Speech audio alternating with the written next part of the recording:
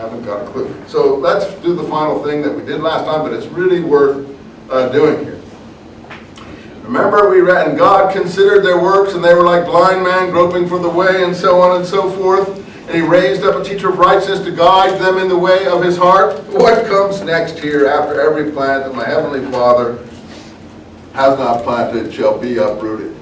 The implication here, this plant, the Damascus document, they say, well, Eisenman, how do you know it's this plant? Maybe they're saying this plant's okay, it's some other plant. Maybe they agree with the Damascus document.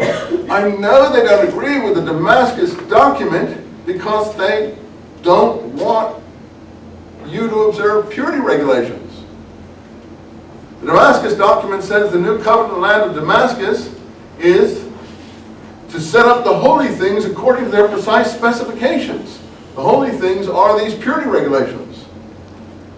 Where you have in Josephus' picture of Essenes, the two love commandments, loving God, the piety commandment, loving your fellow man, the righteousness commandment. And under the piety commandment, loving God, he has the Essenes put all these purity regulations. Bathing every day, special food, special meals, and so on and so forth. These are the purity regulations expressed under piety towards God. So, we know both the Essenes and the Dead Sea Scrolls people, and probably the James group, if Galatians is any indication, when their son from James came down from Jerusalem, Peter and Barnabas, whose habit previously was to keep table fellowship with Gentiles, withdrew. And Paul said, how come you do this hypocrisy? Why are you hypocrites? And then he repeats it when he says, and Barnabas copied Peter in this hypocrisy. Okay, now, so the teacher of righteousness then is raised up to guide them. They were like blind men, right, groping for the way. And the teacher of righteousness was raised up to guide them in the way of his heart. I did this last time, but I repeat it. Look at Matthew. No, this is not in Mark. So you see these two things swing back and forth on how they operate. Let them alone, the so-called Pharisees from Jerusalem. They are blind guides. There we have it. The blind leading the blind. And they were like blind men groping for the way. That's the very next sentence in the Damascus document. I don't think that's accidental. See why I think this is so important? This is a sequence of things that shows what is in the mind of the writer, and it also explains how he's working on these materials. Sorry to make such a big thing of this. I'm doing it for the purpose of those who weren't here last time because I think it's so important, and for you to reemphasize it doesn't hurt. And then guide them. He raised up for them a teacher of righteousness to guide them in the way of his heart. He raised up a teacher. So this teacher of righteousness is full of rubbish, this document is saying. He's not the right guide. And then it goes further. Perceive ye, let them alone, they are blind guides. If the blind guide the blind, both shall fall into the pit. Right? And guess what we have coming along in the Damascus document? I have it marked in my other book, I don't have it marked in this.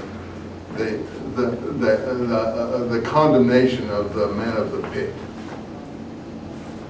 Using the exact same language about the pit. So, okay, I may be wrong there, but okay, that's fine there. And Peter answered him and said unto him, declare unto us a parable. And now Jesus says, don't you understand that Peter is always the Dumbo, he never understands anything, he falls in the water for lack of faith. That's because Peter is the swing figure in Galatians. Peter in Acts needs a heavenly vision from a tablecloth to convince him that he can eat all impure food so that he can visit a Roman centurion. This is not Palestinian messages. This is Greco-Roman overseas messages aimed at conciliating the Roman imperial authorities. This is not a bad movement we have here. This is a good movement, and I don't think it is a bad movement, except where it is infected by the strains of Greco-Roman and Pauline anti-Semitism. That, I think, has very deleterious, and I repeat it, the Lord's own people, Lord's own family, Lord's own background, he would not permit this. He would not allow it. He would object to it. He would put it behind him. He said, how can you speak in his name?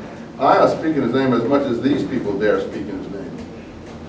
That Jesus would not allow such things. That is my, and anyone who questions you on this in your church or anywhere, just say that to them. That not the Son of God, not the epitome of all righteousness, he would not have this on his hands, not from his very own people. What, the Jews are the worst people in the world, and the Eskimos aren't? Just because they're not written out here in the book? I have nothing against Eskimos. But you would think from the history that the Jews are like something like horrendous. It never ends. Even with Holocaust now, the Iranians want to wipe them off the earth, and the whole Muslim world is shrieking for their blood. Where does this all come from? All this hatred, all this vilification. Okay, literature. Plato said, don't let the poets in the Republic. They weave the stories and what he considered the half-truths, in fact he considered them lies, by which people live, that the poets deceive the people with these stories of gods and goddesses and all the copulation of gods and goddesses and so on and so forth, and they should be barred from the Republic. The only people who should be in the Republic are the philosopher kings and their adherents, the people who know how to determine false going from true, who know what light is, who know what righteousness is, and know what justice is, and care about such things. That was Plato. I'm not saying he's the end-all of all philosophy, but he didn't like what the poets did, the Greco-Roman poets he objected to. I think we know why. Now, perceive ye not that whatsoever goeth into the mouth passeth in the belly and out the toilet bowl. Matthew again. The thing which proceeds out of the heart mouth come forth out of the heart, and it is these things that defile the man. Noble thought, nothing to disagree with, nothing not to admire. For out of the heart comes forth adulteries, fornications, thefts, railings, and so on. These are the things to defile the man, but to eat with unwashed hands, that does not defile the man. Well, that's now stretching things between defiling and making someone impure and making someone guilty. I mean, that's playing off that's semantics now. But the fact of the matter is he's saying, the whole point then goes back to don't defile the man, and then as we saw, Mark punctuates